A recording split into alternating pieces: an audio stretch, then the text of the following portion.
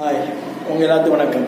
நான் முத்துருப்பு சார்பா முத்துருப்பு பேசுகிறேன். நான் இன்னைக்கு பேசுகிற டாபிக் பேர் ஹைதராபாத், அதாவது குஜராத்தோட அகமதாபாத்தில் இருந்து லண்டன் நோக்கி போயிட்டு இருந்த ஒரு சர்வதேச விமானம் ஏர் இந்தியா 171AI விமான விபத்தில் விழுந்திருக்கு. அதாவது லேண்டிங், அதாவது ஃப்ளைட் எடுத்த ஒரு 10 நிமிஷத்துலேயே மேற்கால்னு அந்த பைலட் சொல்லியிருக்காரு, அந்த ஃப்ளைட்டோட பைலட்.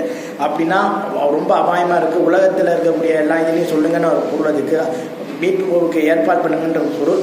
ஸோ அதில் என்னன்னா, இதில் கிட்டத்தட்ட 260 பேருக்கு மேலே பயணம் பண்ணியிருக்காங்க. கிட்டத்தட்ட 160 பேர் மேலே மரணம் அடைஞ்சிருக்காங்க. இதுவரை ரிப்போர்ட் வந்துருக்குது. ஸோ இதில் என்னன்னா, குஜராத்துடைய முன்னாள் முதல்வர் 2016 2021 வரை முதலமைச்சராக இருந்த ஒரு நபர், அதாவது விஜய் ரூபானின்ற இந்த விமான விபத்தில் மரணம் அடைஞ்சிருக்காருன்னு செய்தி வந்திருக்கு. லண்டனில் இருக்க தான் பொண்ணை பார்க்கறதுக்கு அவர் போயிருக்காரு. ஸோ அதனால நடந்த விபத்து இது.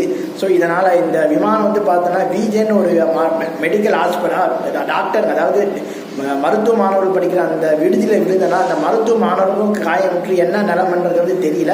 ஸோ இந்த விபத்துக்குள்ளானதால் அந்த விஜய் ரூபணின்ற பாஜகவுடைய முன்னாள் முதலமைச்சர், குஜராத்துடைய முதலமைச்சருடைய உயிர் ஆத்மா சாந்தி அடையணும் நம்ம வேண்டிக்கிறோம். நம்ம என்னதான் கருத்து வேறுபாடுகள் இருக்கலாம், ஆனால் ஒரு நடந்த ஒரு தீரத்துக்கு நம்ம ஆழ்ந்த இடங்கள் சொல்லி தான் ஆகணும். அவர் அரசியல்வாதின்றதோ ஒரு பத்திரிகையாளரும் நான் எந்த ஒரு கட்சிக்கும் பொதுவான பேச முடியாது.